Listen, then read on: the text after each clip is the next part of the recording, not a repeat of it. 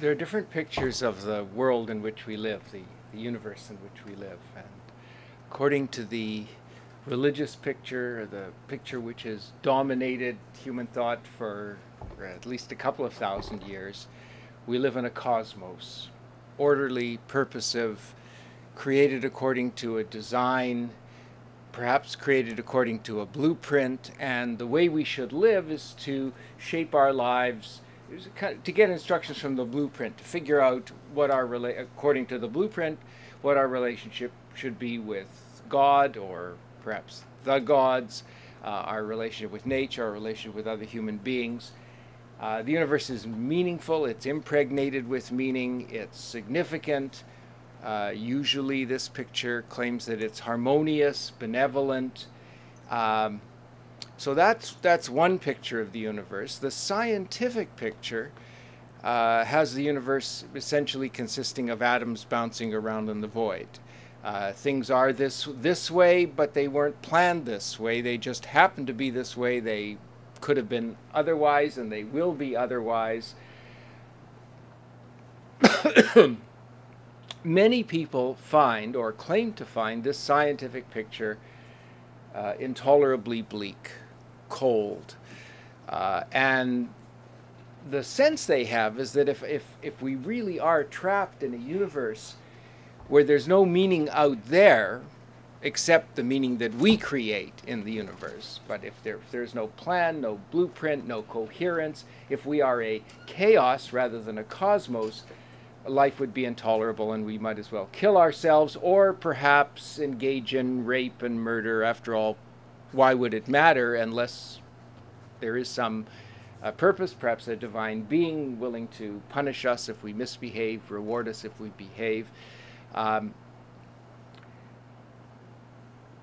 The question I want to start with is whether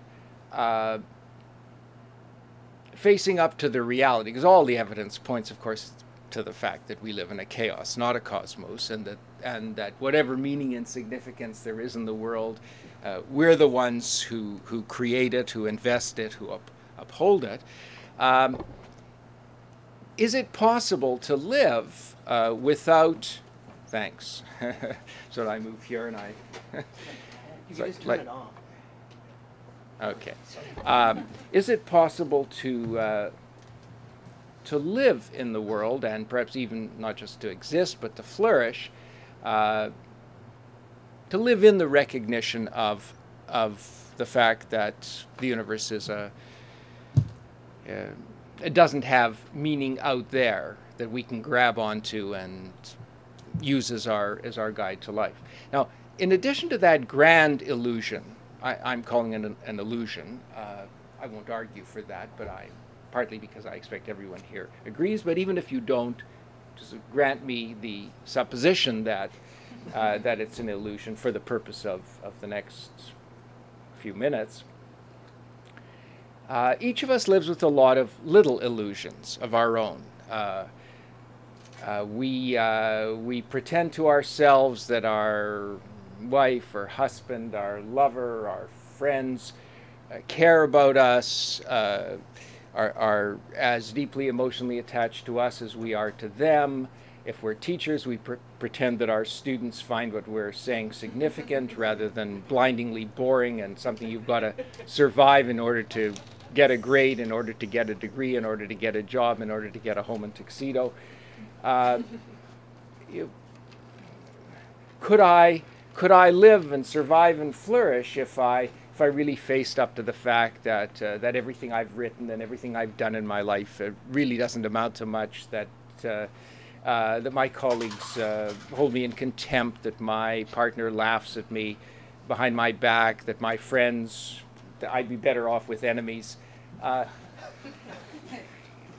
Most of us find, I mean, never mind the doctor whose tests show that you've got advanced metastatic cancer and 6 months to live. That would be pretty bleak news. But just to get through everyday life, we pretend to ourselves that we're successful, we're admired, we're respected. Occasionally, glimmers of reality shine through, and we feel depressed. Maybe I'm not so loved or so respected. Maybe everything I've written is crap. and so on. Quite a number of philosophers are divided, and some think that we can't live without illusions, and that therefore the illusions are defensible as a way of armoring ourselves against reality. Or at least some would say ordinary people can't live, recognizing and understanding that the universe is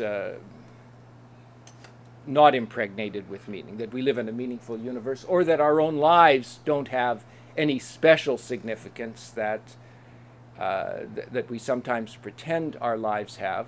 Perhaps a few great philosophers or intellectuals or particularly courageous people can live in the truth, but most people need the comfort of illusions. And so a lot of people defend religion as they defend other belief systems on the basis that it's comforting and that actually people can't survive, or if they can survive, they can't flourish without the comfort of falsehood, myth, illusion, a picture of reality for which there really either isn't evidence or against which there's a good deal of evidence. I've just cleared my throat. That's the background to the idea I'm going to present to you, because writing about 3/4 of the way through the 19th century, a philosopher called William Kingdon Clifford. Do you teach him, Chris? Yeah.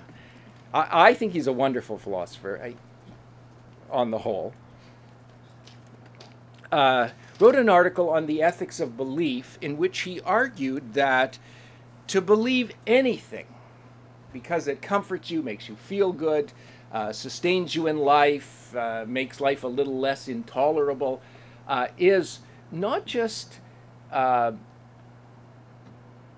epistemically wrong, not just wrong, indefensible intellectually, but he actually sees it as one of the worst crimes you can commit, that it's a moral wrong, that essentially he sees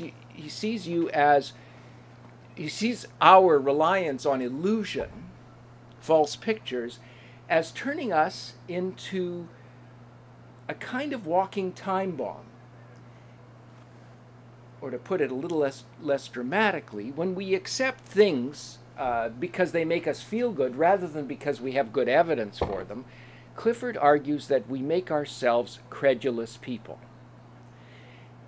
And if we're credulous people, if I'll believe the Christian story or the Muslim story or the Jewish story, or if I'll believe anything because it makes me feel good, I'll believe in horoscopes.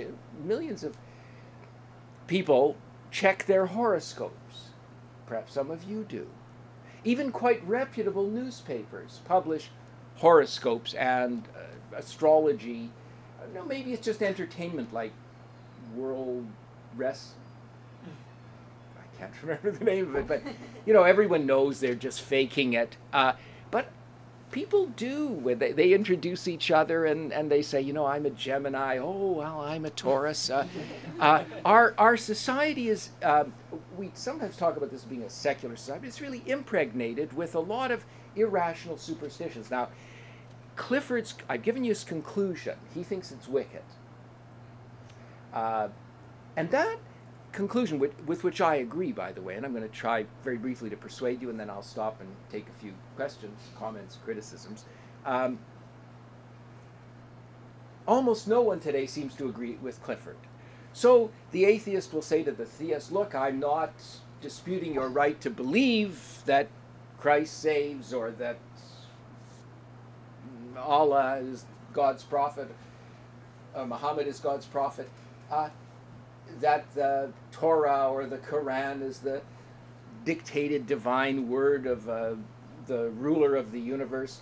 You can believe that, you just can't force us to teach creationism rather than evolution in our schools. It's fine for you to believe that.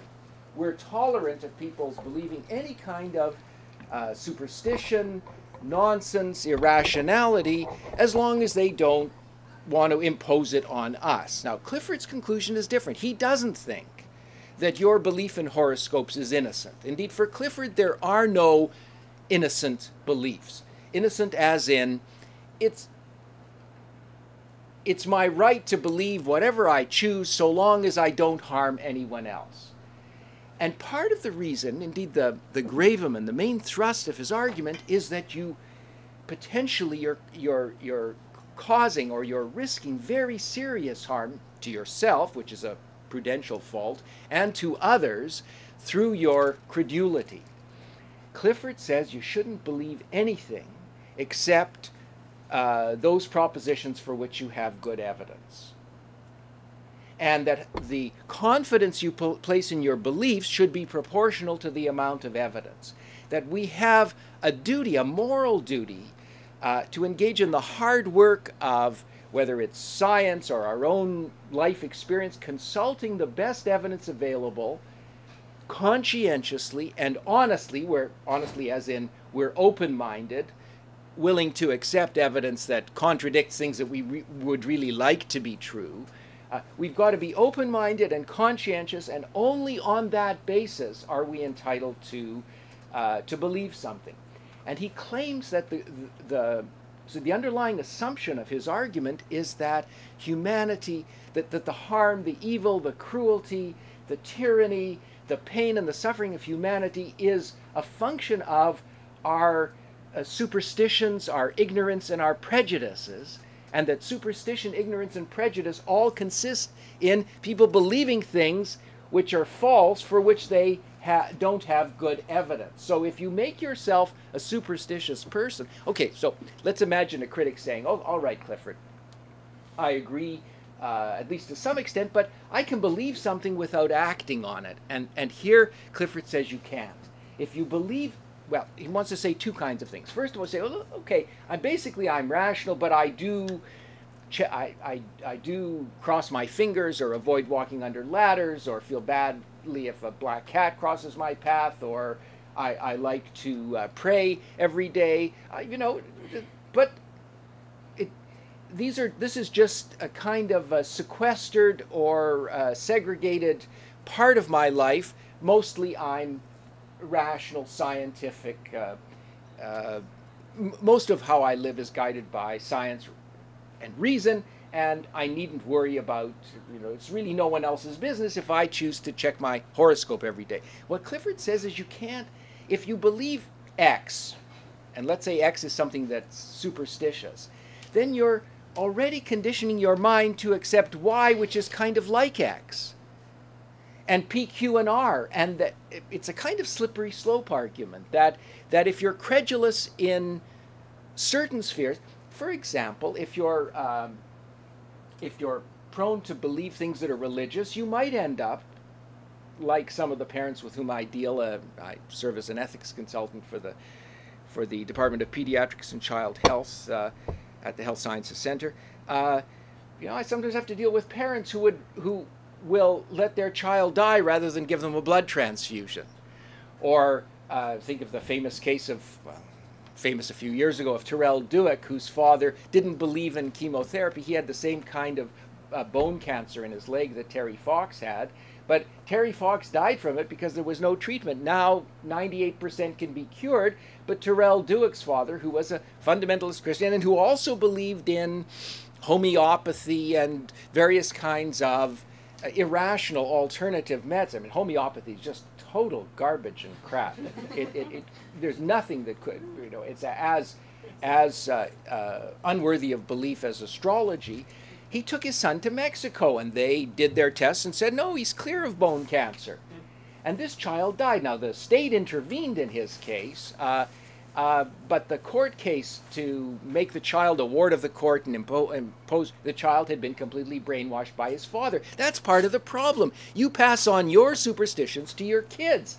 And never mind if you're the William Lyon Mackenzie King communicating with his dead mother and his dead dog, and you're in charge of the destiny of a nation and maybe going to send people to war based on God knows what crazy beliefs. Actually, Mackenzie King wasn't such a bad prime minister. We've had worse.